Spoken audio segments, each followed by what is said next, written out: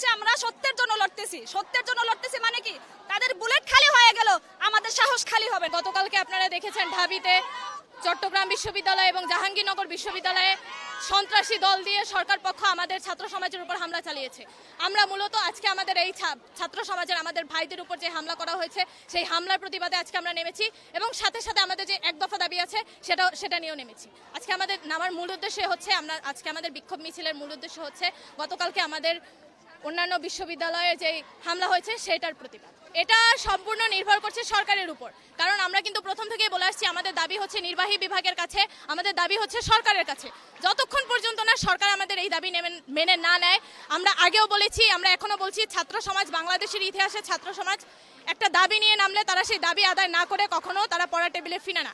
যতক্ষণ পর্যন্ত না আমাদের এই দাবি মেনে নেওয়া হবে আমরা এই রাজপথে থাকবো। সেটা কোনো সার্টিফিকেট নেই যে আমরা কতদিন থাকছি, এটা সম্পূর্ণ নির্ভর করছে সরকারের উপর যে তারা আমাদের কতদিন রাজপথে বসিয়ে রাখবে। আমাদের দাবিটা হচ্ছে আগে যেটা ছিল এটাই যে কোটা সংস্কারের জন্য আমাদের এক দফা এক দাবি ছিল।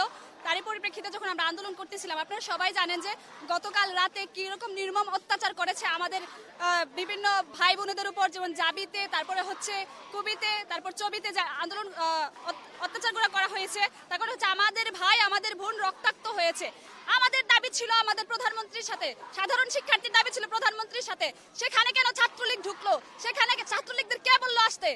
আমাদের দাবি ছিল আমাদের প্রধানমন্ত্রীর সাথে। ছাত্রলীগ কেন আসলো? আমার ভাইদের উপর কেন আক্রমণ করলো? আমার ভাইদের থেকে কেন রক্ত ঝরালো? তারই বিক্ষোভে আজকে আমরা বিক্ষোভ মিছিল দিয়েছি এবং আমাদের দাবি আদায়ের জন্য বিক্ষোভ মিছিল দিয়েছি। ধন্যবাদ। না, আমরা কেন সংখ্যাবোধ করবো? কারণ আমরা মনে করি আমরা তাদের থেকে বেশি আছি। আমরা সত্যের জন্য লড়তেছি মানে কি তাদের বুলেট খালি হয়ে গেল আমাদের সাহস খালি হবে না। করে হামলা করা হয় সেটা তো আমরা সহ্য করব না। আসলে একজন সরকার প্রধান কিভাবে এত কিছু সহ্য করতেছে জানি না। আমি একটা প্রতিষ্ঠানে পড়ে এত ছোট মানুষ হয়ে রাতে যদি আমার ঘুম না হয়, আমি জানি আমার মতো অনেক মেয়েরা, অনেক ছেলেরা আছে, ভাইরা বোনেরা আছে যারা রাতে ঘুমাইতে পারে না এই অত্যাচারের জন্য। আসলে এইসবের শেষ কোথায়? আমরা আজকে সেজন্য নামছি, প্রশাসনের কাছে জবাব চাই। আপনারা জানেন জাহাঙ্গীরনগর বিশ্ববিদ্যালয়ে গতকাল রাতে কি হয়েছিল।